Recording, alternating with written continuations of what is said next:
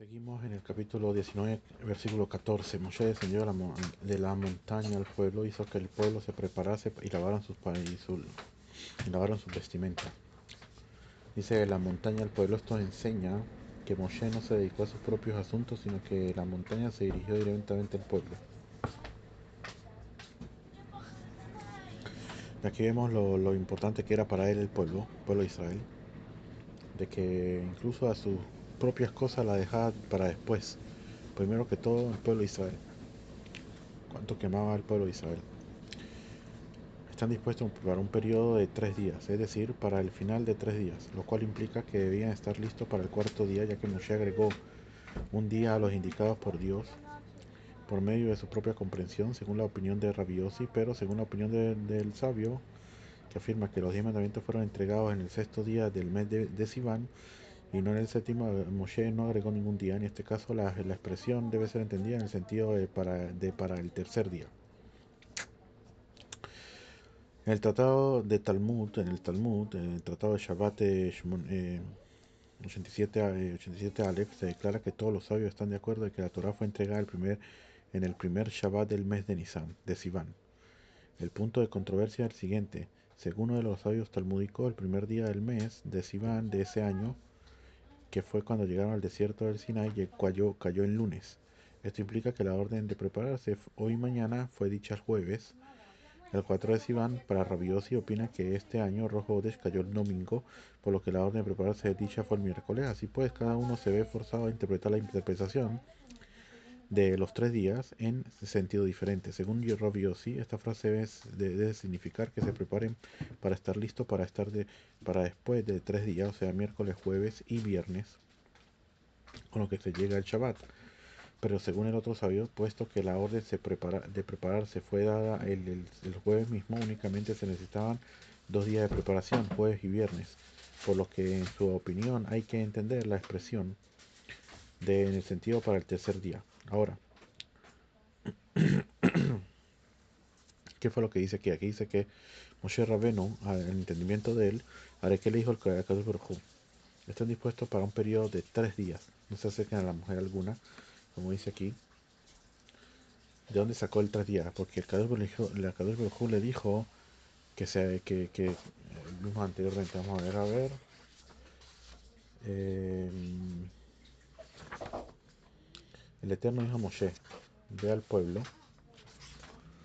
y haz que se preparen hoy y mañana y que laven sus vestimentas. Quiere decir, porque el tercer día el Creador bajará. Entonces, ¿qué fue lo que pasó con Moshe Rabenu? Entonces él dijo que, dijo que hoy y mañana. Quiere decir de que días completos y no mediodía. Porque el primer día, como acá le dice, que se arreglen hoy y mañana. Hoy ya ha pasado, ese día que cayó Brujolo con Moshe Rabeno, ya había pasado un poco el día. Por lo tanto, él entiende de que el día tiene que ser un día completo, de 24 días. Por lo tanto, ese día que Kadosh Baruj Hu habló con él, no se toma en cuenta porque no es un día completo. Por lo tanto, tiene que ser los 2 días después de ello. Por eso es que dice que él agregó un día más. El que habla y que dice que agregó un día más. Con todo y eso, si se agregó un día más, ¿sí? Porque dice que si se entregó el 6 o el 7 de Sivan, según el que dice que agregó un día más, si agregó un día más, de todas maneras, con todo y eso, el creador lo tomó en cuenta y, y lo aceptó. ¿Y por qué fue tan importante aquí para Moshe Rabbeinu agregar un día para enseñarle a Israel el Koach, la fuerza que tiene un Talmid Jajam que estudia Torah, para incluso que, como dijimos, todo el universo, todas las creaciones, todos están esperando ese día, ese 6 de Sivan, para el recibimiento de la Torah. Con todo eso viene Moshe Rabbeinu y agrega un día más. Y Hashem le acepta lo que él hace. ¿Para qué? Para decirte de que a la final el que tiene el sabio que tiene la fuerza de la Torah tiene la fuerza de toda la creación completa. Él puede hacer, decidir, y Akadosh Baruj Hu acepta lo que él dice. Por eso era importante para él en ese día que iban a recibir la Torah, para decirles que la persona que tiene Torah tiene fuerza en todo el mundo. No está tanto. Agregar un día, dos. Entonces, esa era la disputa que hay en el tratado de Shabbat. Dijo al pueblo: estén dispuestos para un periodo de 3 días, no se acerquen a la mujer, la mujer alguna. No sé que la mujer alguna, dice, durante todo este periodo de 3 días, a fin de que las mujeres puedan sumergirse en las aguas rituales y sean ritualmente puras para recibir la Torá. Pues si la gente tiene relaciones sexuales dentro del periodo de 3 días, quizás la mujer emita semen después de su inmersión y vuelva a su estado de impureza espiritual. Pero, pero una vez que la mujer ha esperado 3 días después de tener relaciones sexuales, el semen que lleve en su interior ya se ha podrido y no es capaz de engendrar, y se le considera puro con respecto a contaminar a la mujer que lo emite. Y aquí en el Tratado de Shabbat 86 Aleph, cuando un hombre tiene una emisión de semen, se vuelve impuro, estado en el que permanece hasta que se sumerja en las aguas rituales de un mikve. Lo mismo se aplica a la mujer, que luego de haber tenido relaciones sexuales experimenta una emisión del semen masculino que llevaba en su interior. Cuando un hombre tiene una emisión seminal, puesto que el semen ya salió de su cuerpo, basta con que se sumerja en la mikve para volverse ritualmente puro. En este caso, los hombres solamente tenían que sumergirse el día previo a la entrega de la Torah para llegar puros a la revelación. Sin embargo, en el caso de las mujeres, les era preciso esperar un periodo de 3 días, ya que existía la posibilidad de que llevasen el semen del hombre en su interior y lo emitiesen involuntariamente al exterior, lo que volvería ritualmente impura. Pasados los 3 días, el semen que llevase en sus cuerpos ya no sería capaz de fecundar y por lo tanto no les provocaría impureza. Por esta razón a las mujeres le era preciso un periodo de preparación de 3 días antes de la revelación.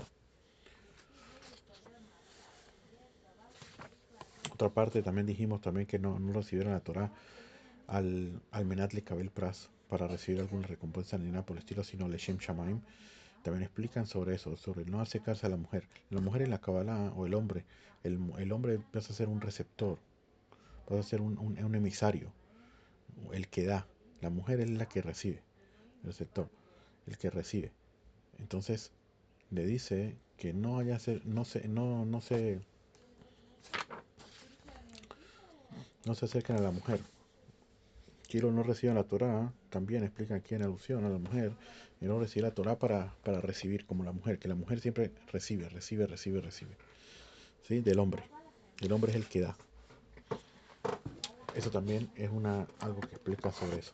Y sucedió que al tercer día, cuando se hacía la mañana, hubo truenos y relámpagos y una nube espesa sobre la montaña. El sonido del corno era muy intenso y se estremeció todo el pueblo en el campamento. Moshe sacó al pueblo del campamento al encuentro de Dios y se pararon bajo la montaña. Cuando se hacía de mañana, esto nos enseña que Dios se adelantó a llegar al Sinaí antes de ellos, lo cual no es usual que hagan los seres de carne y sangre, que el maestro espere la llegada del discípulo. Y de igual modo hallamos otro caso en el que Dios aguardó al ser humano en el versículo: levántate, sal al valle. Y me levanté y salí al valle. Y aquí que allí estaba la gloria del Eterno. Está hablando con el profeta Ezequiel. Al encuentro de Dios, esto nos informa que la presencia divina salió a recibirlos como un novio que sale a recibir a la novia. A esto se refiere lo que se declara con respecto a la revelación. El Eterno viene del Sinai, pero no dice al Sinai, sino del Sinai. Decir del Sinai implica que Dios salió del Sinai para recibir a Israel. Si el versículo hubiera dicho al Sinai, esto implicaría que los dos simultáneamente se dieron cita allí.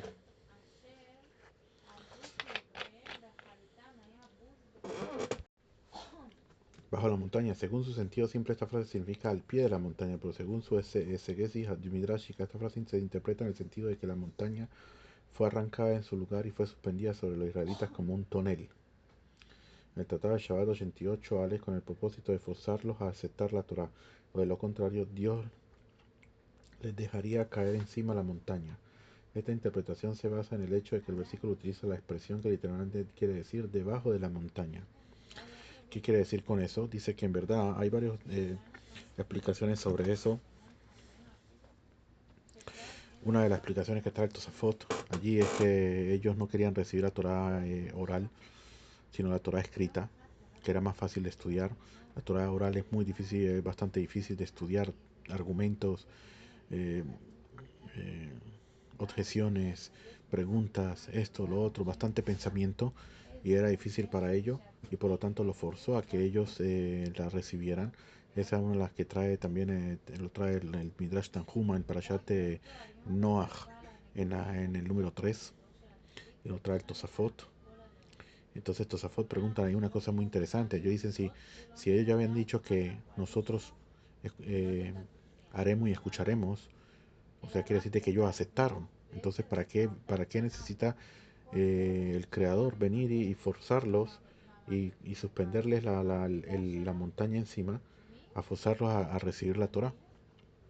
Dice Tosafot de que lo que ellos dijeron de haremos y escucharemos, estaban hablando sobre la Torah, sobre la Torah escrita.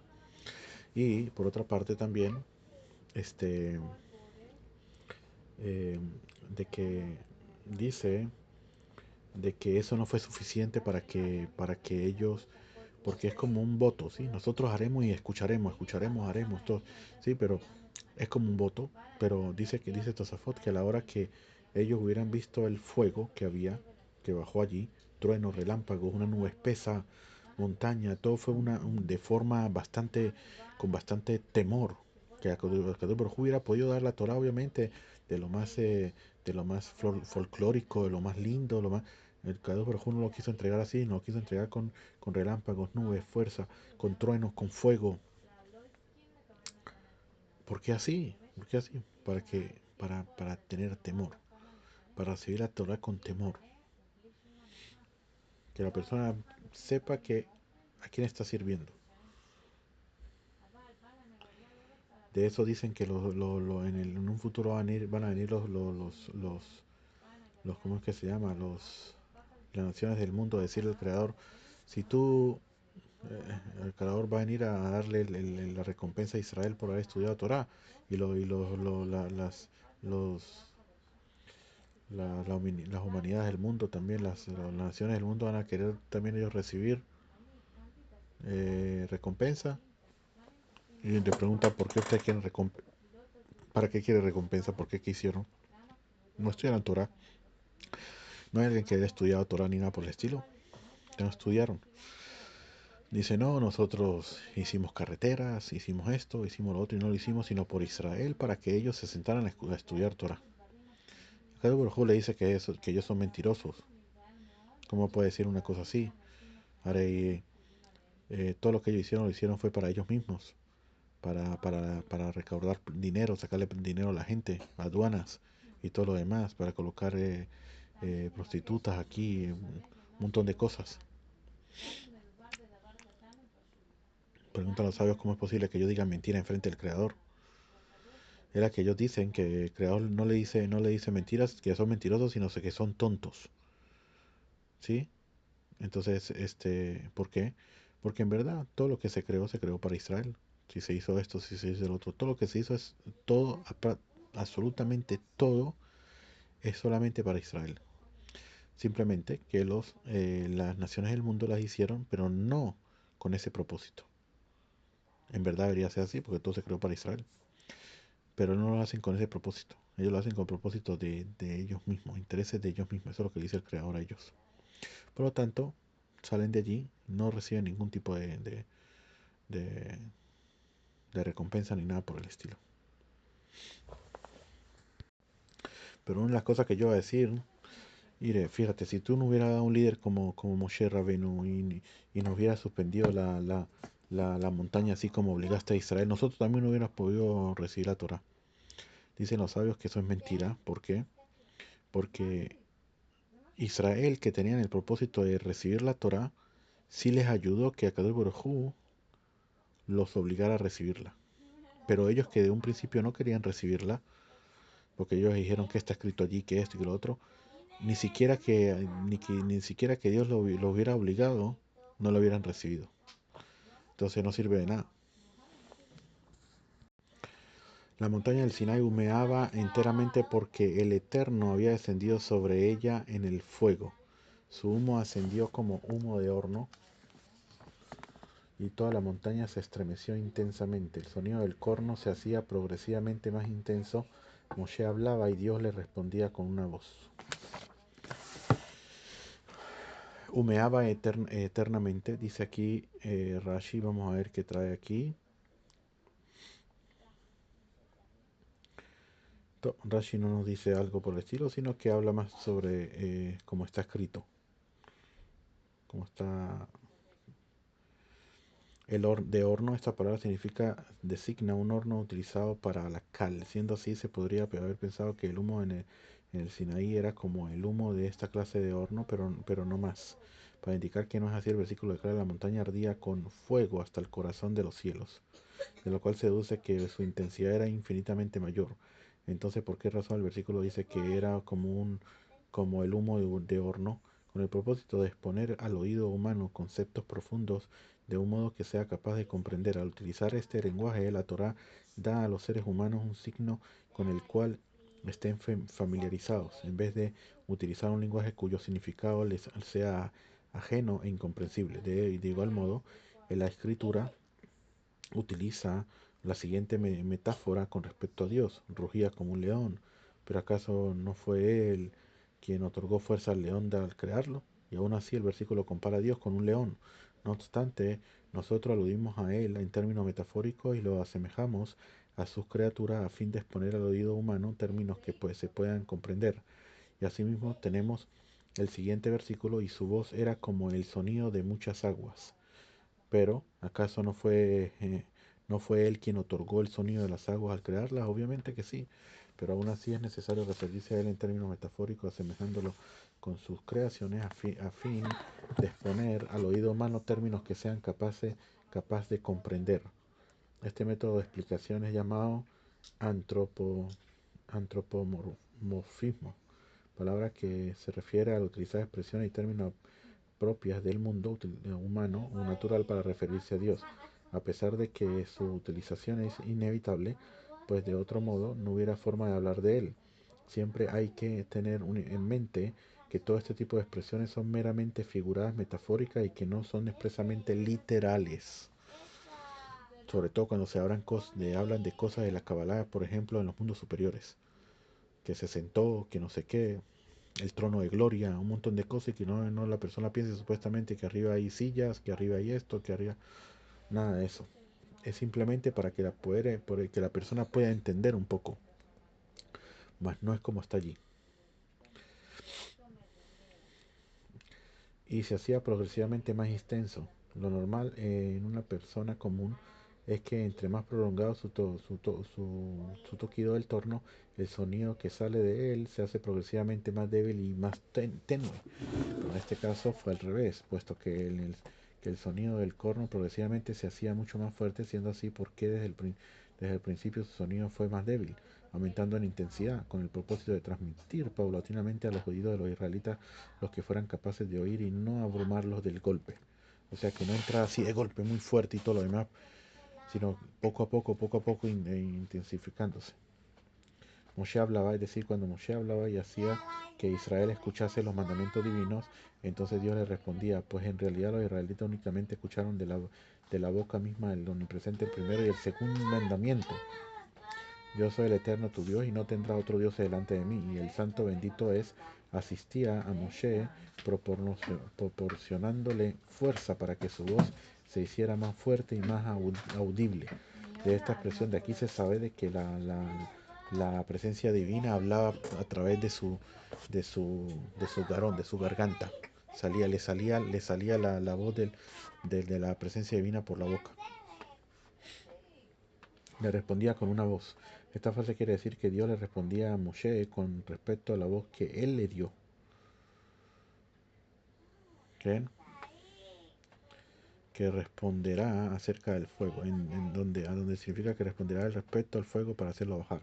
Entonces, aquí le traer el prefijo que trae allí, como está escrito y todo lo demás, pero que quiere decir que respondía con la voz que le daba. Es una voz impotente, potente, potente, potente. Así se habla también Ben Ish Hai, mucho que la presencia divina hablaba por través de su garón, de su garganta, y podían estar bastantes personas y la voz salía como una, como un rancor, como un portavoz, sin necesidad de que en aquello tiempo hubiera eso. Seguimos, el Eterno descendió sobre la montaña del Sinaí, sobre la cima de la montaña. El Eterno llamó a Moshe a la cima de la montaña y Moshe ascendió. El Eterno descendió sobre la montaña del Sinaí. De lo dicho aquí, se podría haber pensado que él literalmente descendió sobre la montaña, para indicar que no fue así. El versículo declara, pues desde los cielos hablé con ustedes. Esto enseña que Dios inclinó los cielos superiores e inferiores y los extendió sobre la montaña como una sábana sobre una cama, y el trono de gloria descendió sobre ellos. Interesantísimo. Rashi se sale de lo literal, por lo normal es un comentarista literal, y tiene que traer precisamente un comentario hablando de forma un poco más a profundidad para poder entender qué fue lo que sucedió. Esto aparentemente contradice lo que dice nuestro versículo, ya que aquí se dice que Dios descendió sobre la montaña misma para hablar. Dice aquí, es decir, que al inclinar los cielos y extenderlos sobre la montaña de Dios, simultáneamente estaba sobre la montaña y en los cielos, con lo cual desaparece la aparente contradicción de los versículos. ¿Y qué nos enseña aquí? Dice Rabbi Milovavich una cosa muy grande, que al eterno descender sobre la montaña, al descenderla el cielo y pegarlo con este mundo, automáticamente toda esa desconexión que hubo después después del pecado del primer hombre que se hizo una desconexión entre los cielos y la tierra, entre el hombre y el cielo. Ese apegamiento que tenía que haber tenido desde un principio en el Creador. Pasan a ser como dos partes, pero dos partes separadas, como decir la cabeza y el cuerpo, que no están pegadas. Al Creador descender a la montaña, como dice aquí Rashi, automáticamente lo que hizo fue conectar de nuevo los cielos con la tierra. Al conectarlos, ¿qué pasa con eso? Cuál es la diferencia de lo que había antes a lo que había ahora, a lo que hay ahora? Que después de la entrega de la Torah, la persona ya puede agarrar cosas mundanas, cosas materiales, y llevarlas y santificarlas, y santificarlas en aras del cielo. Cosas que no había antes. Puede agarrar un animal, como la vaca, y degollarla y comer, o sacrificarlo, o agarrar su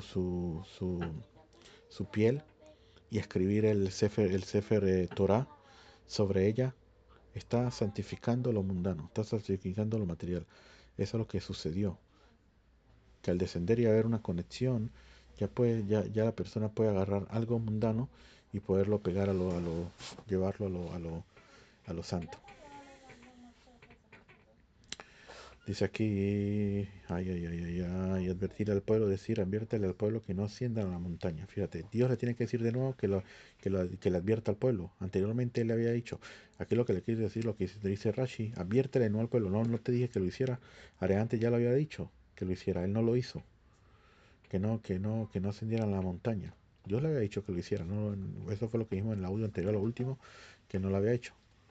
El Eterno le dice a Moshe, desciende y advierte al pueblo que no sea que se desvaden hacia el Eterno para ver y caigan muchos de ellos. Y también los Kohanim que se acerquen al Eterno deberán estar preparados, no sea que el Eterno irrumpa en ellos. Moshe dijo al Eterno, el pueblo no podrá ascender a la montaña del Sinaí, porque tú nos has advertido diciendo, fija límites a la montaña y conságrala.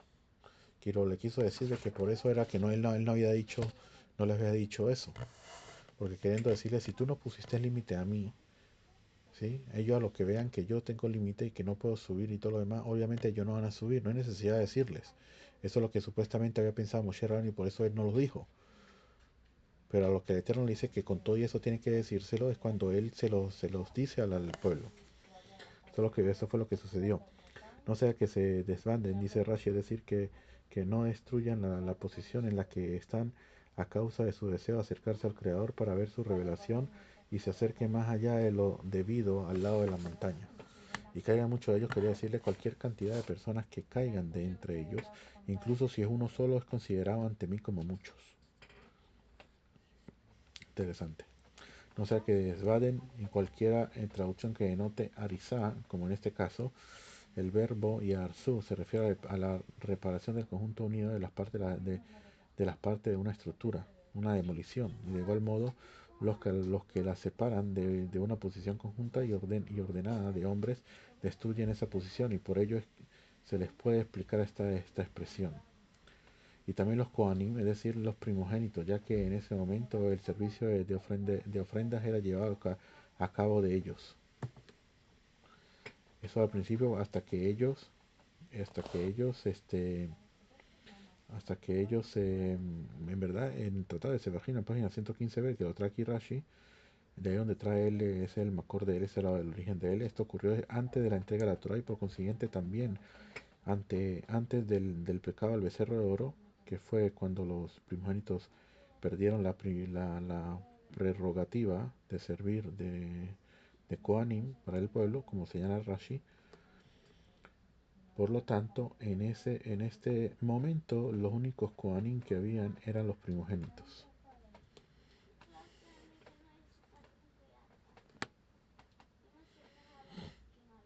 que se acercan al Eterno para ofrecer ofrendas, que incluso ellos no se confían en en la importancia de su cargo a fin de ascender a la montaña. Deberá estar preparado. Moshe dijo al Eterno: el pueblo no podrá ascender de la montaña de Sinai, porque tú nos has advertido diciendo: fija límites y montaña y conságrala. El Eterno le dijo: ve, desciende, luego subirás tú y Aarón contigo y los Kohanim, pero que el pueblo no se desbande para ascender al Eterno, no sea que él irrumpa en ellos. Le dice que en verdad tiene que decirles igual, porque ellos iban a subir. Entonces dice aquí que debería estar preparado. Esto significa que estén preparados para mantenerse en sus puestos. O sea que el Eterno irrumpa tiene el significado de abrir brecha. Quiere decir aquí quiere decirles que si rompen sus posiciones, Dios matará a alguno de ellos y con ello hará una brecha entre ellos. El pueblo no podrá. Yo no necesito advertirles de ello, pues desde hoy están en estado de advertencia para guardar un periodo de 3 días y no pueden subir a la montaña puesto que no tienen permiso para hacerlo. Y ve y desciende y adviérteles por segunda vez, ya que se estimula a una persona a seguir una advertencia ante el acto y de nuevo se le estimula a obedecer en el momento mismo del acto. Entonces subirás tú y Aarón contigo y los Kohanim. De lo dicho en esta frase se podría haber pensado que ellos, Aarón y los Kohanim, también deberían subir junto contigo. Para indicar que no así, el versículo enfatiza que solo subirás tú, lo cual excluye a los demás. De aquí puedes decir que Dios, en efecto, le dijo a Moshe: tú estarás en una área por ti mismo, Aarón estará en una área por sí mismo y los Kohanim estarán en una área por sí mismo. Así pues, Moshe se acercó más que Aarón y Aarón más que los Kohanim. Y en cuanto al pueblo, Dios dio la orden de que en absoluto no destruyesen su posición con el propósito de ascender hacia el Eterno. Justo antes de la revelación el pueblo de Israel fue dividido en dos grupos.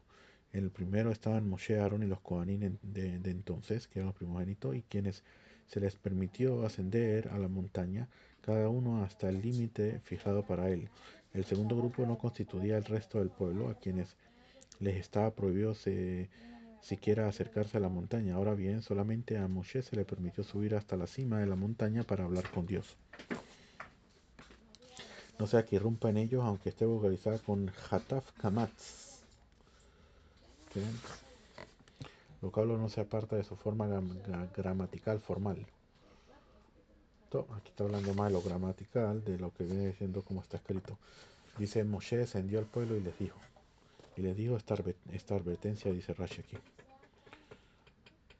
Con esto hemos llegado al capítulo 20.